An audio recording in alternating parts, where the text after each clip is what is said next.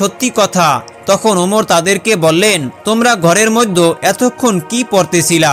তখন ওমরের বোন ফাতেমা জবাব দিলেন, আমরা এতক্ষণ ঘরের মধ্যে কোরআনুল কারিমের একটি সূরা পাঠ করছিলাম। তখন ওমর তাদেরকে বললেন, আমি তোমাদের ওই কোরআনুল কারিমের সূরাটি শুনতে চাই, আমাকে একটু পরে শোনাবে কি? তখন ওমরের ভগ্নিপতি সাইদ এবং ওমরের বোন ফাতেমা বললেন, তুমি এই কোরআনের সূরা শুনতে হলে তোমাকে অবশ্যই গোসল করে পাক পবিত্র হয়ে আসতে হবে। তখন ওমর রাদিয়াল্লাহু তাআলা আনহু গোসল করে পাক পবিত্র হয়ে আসেন।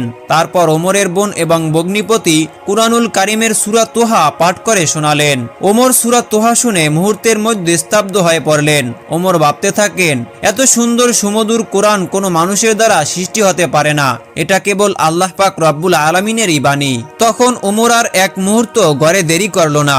ওমর সাথে সাথে ঘর থেকে বের হয়ে নবীজির দরবারের উদ্দেশ্যে রওনা করলেন। তখন ওমরের তরোয়ালটা ওমরের হাতেই ছিল।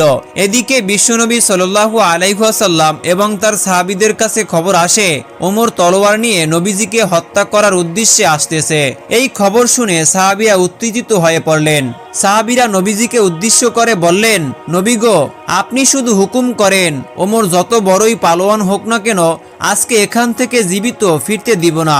হযরত আবু বকর সিদ্দিক রাদিয়াল্লাহু তাআলা আনহু বিশ্ব নবীকে উদ্দেশ্য করে বললেন, ইয়া রাসূলুল্লাহ, আমি আবু বকর এখনো জীবিত রয়েছি, আমি থাকতে ওমর আপনার গায়ে একটি আসর পর্যন্ত দিতে পারবে না।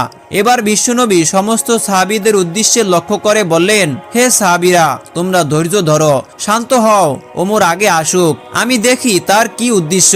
কিছুক্ষণ পর দেখা যায় হযরত ওমর রাদিয়াল্লাহু তাআলা আনহু তলোয়ার উঁচু করে নবীজির দরবারে দিয়ে আসতেছেন।